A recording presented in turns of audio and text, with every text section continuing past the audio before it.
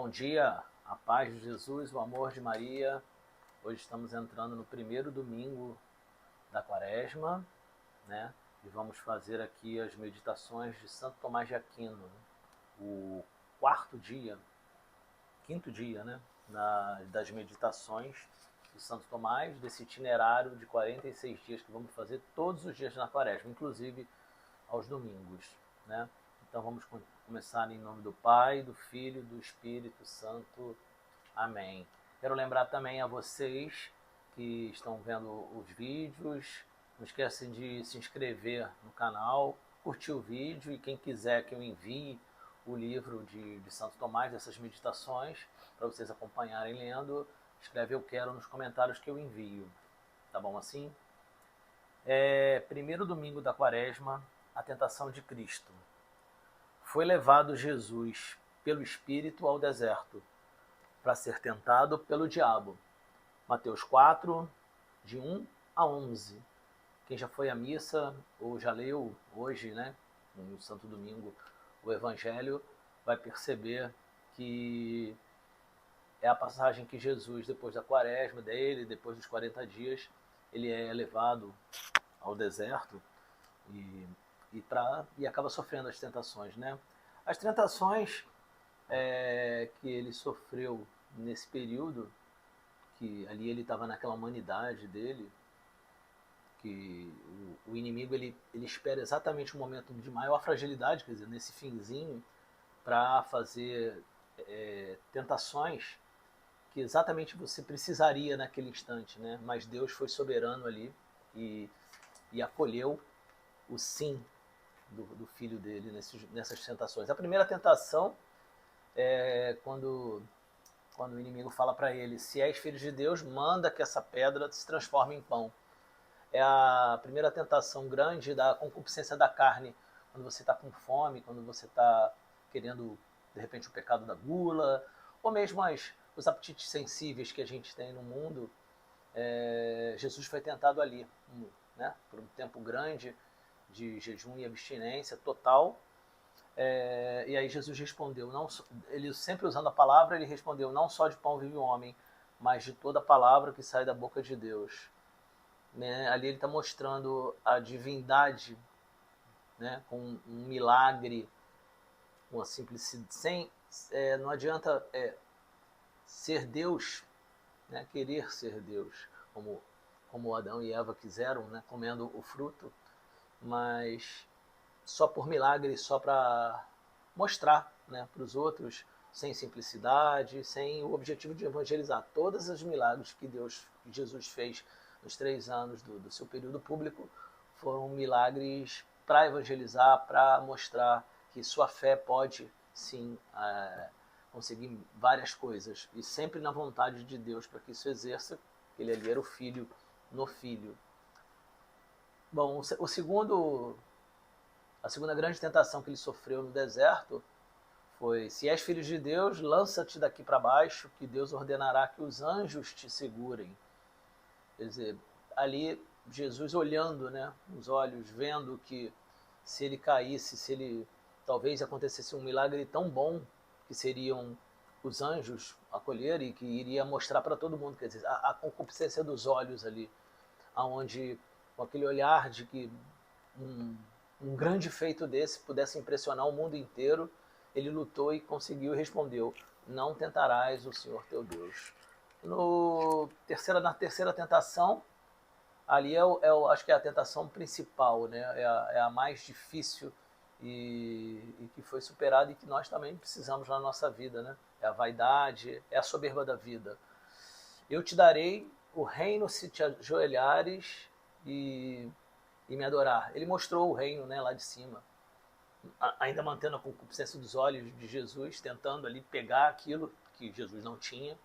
E Jesus respondeu a ele: adorarás o Senhor teu Deus e prestará culto somente a Ele. É a fidelidade a Deus ali, né? Ele confiando que esse reino já é dele, né? É o reino do Pai, o reino de Deus já está nele, e ali a grande caminhada era para mostrar que o reino de Deus está entre nós. Então, por Adão, o pecado entrou no mundo, né? Então, por Jesus veio a remissão desse pecado, veio a salvação e a justificação da vida eterna.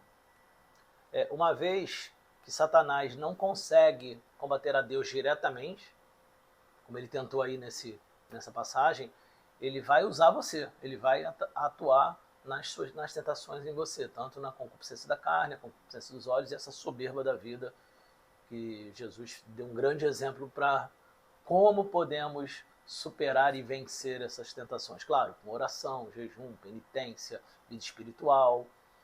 E o grande antídoto, então, para não cairmos nesse pecado é Jesus Cristo. Então, como Santo Tomás citou na Suma Teológica, primeira parte, questão 114, no primeiro artigo ele fala que nem todo pecado vem do diabo, mas os anjos cooperam em todas as coisas boas que acontecem. Então, quer dizer, todas as coisas boas que te acontecem, os anjos são cooperadores. Né? No próprio catecismo fala isso na questão, no parágrafo 336 e 350. Desde o início até a morte, a vida humana é cercada pela proteção dos anjos e por sua intercessão. Cada fiel é ladeado por um anjo como protetor e pastor para conduzi-lo à vida. Ainda aqui na Terra, a vida cristã participa na fé da sociedade bem-aventurada dos anjos e dos homens unidos em Deus. No parágrafo 350, então, vai concluir exatamente o que Santo Tomás fala. Os anjos são criaturas espirituais que glorificam a Deus, correto? Sem cessar e servem os seus desígnios salvíficos em relação às demais criaturas. Então, eles estão nos servindo sempre.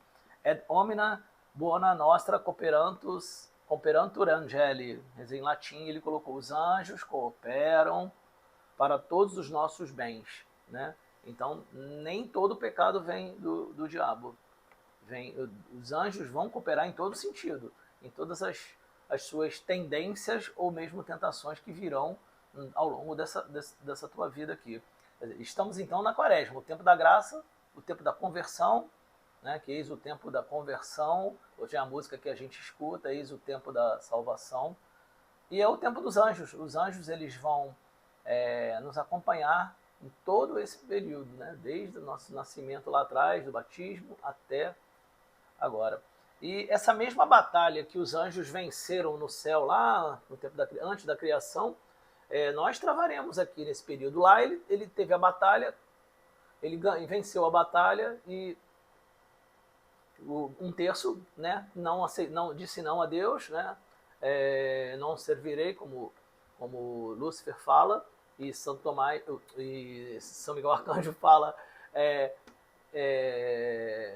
que nem quem como Deus, né? Então o anjo obedece a Deus e o demônio não obedece, e um terço deles caem, né, lá de cima, e os outros dois terços continuam louvando a Deus, e hoje estão no meio de nós também os anjos nos protegendo, nos auxiliando. Então essa mesma batalha que eles definiram uma vez apenas lá atrás, nós estamos vivendo aqui nesses 80, 100, 70 anos de vida todos os dias, e eles tiveram que decidir, e nós temos esse período aqui para decidir. Mas essa batalha é exatamente o que Deus quer na nossa vida, né? Deus quer nos ver lutar para vencer as tentações e se aproximar dele. Isso é a quaresma que vamos viver em toda essa vida. Deus então vai permitir que sejamos tentados, e aí vai nos gerar mais mérito, mais amor, né? Vamos amar mais a Deus e vamos atingir maior glória no céu. Como Santa Teresa disse hoje na homilia do Padre Paulo Ricardo, ele lembrou muito bem do castelo interior de Santa Teresa d'Ávila, que fala da primeira conversão, que é a nossa vontade de entrarmos no castelo, né, de começarmos uma caminhada junto a Deus. Mas ali dentro você já vai sofrer as tentações para olhar para fora, né, para não realmente conseguir continuar para as segundas, terceiras moradas. Então, nesse ponto você atinge a segunda conversão, que é para você decidir lutar, né, com determinada determinação, como Santa Teresa falou, e ali você não ceder às tentações, porque você tem a guarda dos anjos. Santo Tomás de Aquino, então, nessa meditação de hoje, ele fala que Cristo quis ser tentado, primeiro para nos dar auxílio contra as tentações. Por isso, diz Gregório, não era indigno do nosso Redentor querer ser tentado, ele que veio para ser imolado, para que assim vencesse as nossas tentações com as suas, assim como venceu com a sua a nossa morte. Segundo, para a nossa cautela, a fim de que ninguém, por santo que seja, se julgue seguro e imune da tentação. Por isso, quis ser tentado depois do batismo. Porque, como diz Hilário, as tentações do diabo são mais frequentes, sobretudo contra santos. Certo? As pessoas que estão no caminho de santidade, ou mesmo já em grau grande de santidade, ou né, em moradas quinta, sexta morada, aqui é a maior tentação, né? Como foi as tentações de Jesus ali lá no alto. E porque sobre estes é que ela mais deseja vitória. Donde o dizer a Escritura em Eclesiastes 2:1, filho, quando entrares no serviço de Deus, tenha-se firme na justiça e no temor, e prepara sua alma para a tentação. Então, quando mais você dispor a Deus, mais vai ter tentação, e aí te prepara a tua alma para viver isso. Terceiro, para nos dar exemplo de como devemos vencer as tentações do diabo, donde o dizer Agostinho, Cristo deixou-se tentar pelo diabo para nos mostrar como venceremos as suas tentações, não somente pelo auxílio, mas também pelo exemplo. E a quarta é para nos exercitar a confiança na sua misericórdia. Né? A gente precisa ter esse relacionamento com Deus e confiar na misericórdia e na providência dele na nossa vida, sendo da vontade dele, a misericórdia será nos atingida. Donde o dizer o apóstolo em Hebreus 4:15, não temos um pontífice que não possa compadecer-se das nossas enfermidades, mas que foi tentado em todas as coisas à nossa semelhança, exceto o pecado. Essa foi então a quinta meditação de Santo Tomás de Aquino, e amanhã continuamos já, né, seguindo a primeira semana completa após a quaresma, após o início da quaresma, nas nossas meditações quaresmais de Santo Tomás de Aquino. E que Deus sempre vos abençoe.